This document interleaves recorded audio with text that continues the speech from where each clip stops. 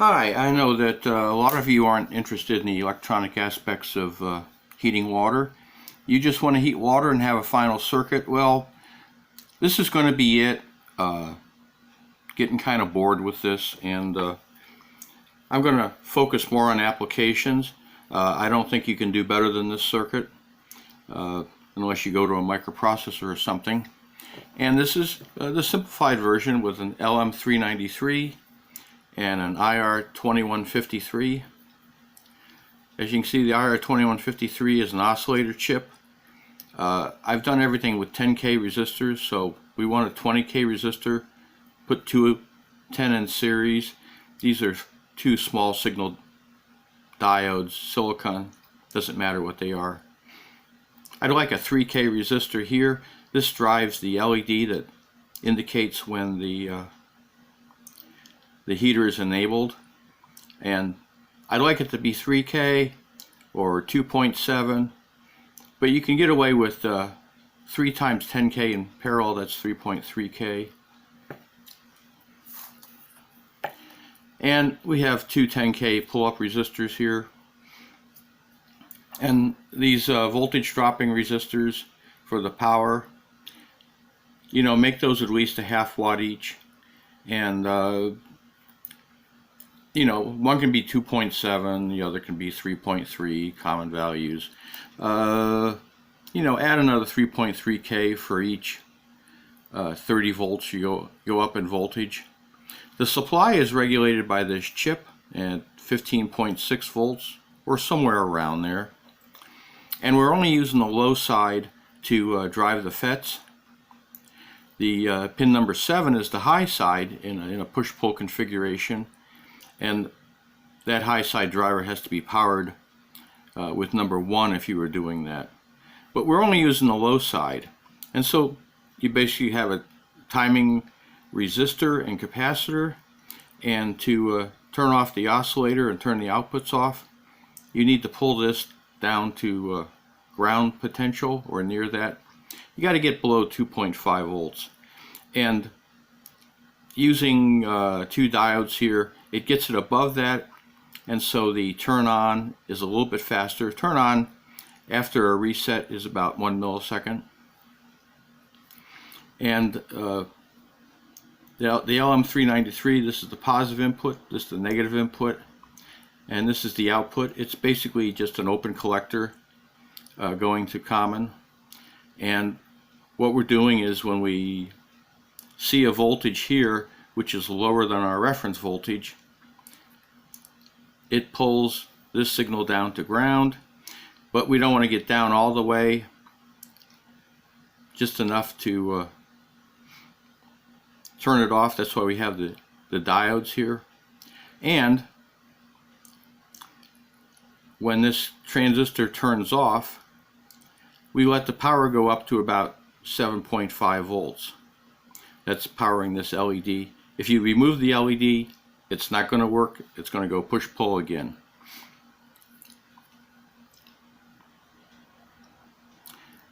But this reference here, this is the little circuit board I just did.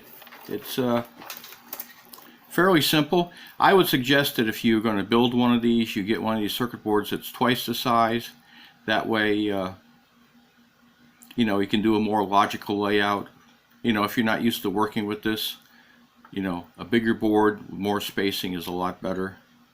You want to have at least a couple rows between your PV voltage sense and the other circuitry for a good voltage gap, so it doesn't arc over and destroy the circuit. But we use a temperature sensor. I have one mounted just to a piece of metal. It's in another video. And we just put a bunch of diodes in here, and then put some hot melt glue on them, and then some heat shrink tubing. And that seals them up pretty good for environmental reasons. And you just attach that to a plate, or you can attach it to a solar panel as a temperature sense. Now, solar panels are just big diodes, and they pretty much follow the temperature coefficient of a standard diode. It's not exact, but it's close enough. It'll work fine. So we have a 10K pull-up resistor to put a forward bias on these diodes. I suggest a minimum of 5, and you know, the more diodes you put in, the better. I don't like working with really low values. With 5 diodes, it's about 3 volts, and you increase it about 0.65 volts per each diode. And so if you're actually dealing with a higher voltage array, you can just put more diodes in here, and this voltage divider will match up a little better. But it's a standard voltage divider. I have a little 10K pot. I mean, this is a 50K pot. I got 2 10K resistors in series. These are DuPont connectors, and this gives some adjustment because you can set this little trim pot. You know, this board would be inside, and then you can do a little bit of seasonal adjustment or playing around to get the right value you want. But you could just go in with a 20K you know, 10-turn pot if you wanted. It all depends on how fine a control you want. A regular pot, 20K pot would work too. So this voltage and this voltage, you have to design it so that these 2 voltages will match. So like if you go to any of the voltage divider calculators on the internet, you'll be able to figure out what this is for any voltage you want. So we come in and we filter it, and basically when this pin gets higher than this pin in voltage, the oscillator turns on. But it's very simple. You got some bypass capacitors here to filter, and I would suggest, this is a top view of these both of these chips, and I suggest you orient them this way and that way, and it would be a more logical design. And if you're making a board, get some of these DuPont connectors. They're male on one side and female on the other, and you can buy these 2.5 millimeter pin connectors, and you can make easy connections to a board. And these pins here you can just solder to other wires or to the components themselves.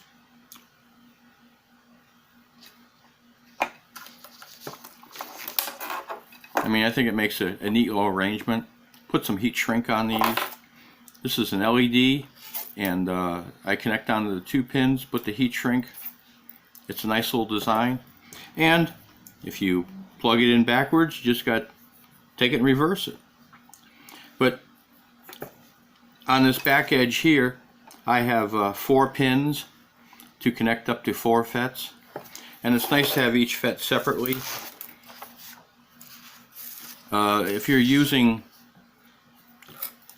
you know, I recommend 110N 15 FET or an IRFB 4321. Just any FET that's down around 10 milliohms. And there's a penalty when you get over 150 volts. The on resistance goes up significantly. So if you were going to do a 200 volt array, you would have to have definitely at least 4 or 5 FETs, because you'll find that those will only be like 100 milliohms, and it'll take, you know, 4 in parallel to get down to a certain size. And you know, these FETs can be mounted right on a heatsink, bolted. You don't need to use the center connection. Each of these lines, like I say, you can use these, solder on a resistor, and you need a 33K to pull down this FET in the case that it gets unplugged. That keeps it from just turning on from static. And you can make as many as you want of these.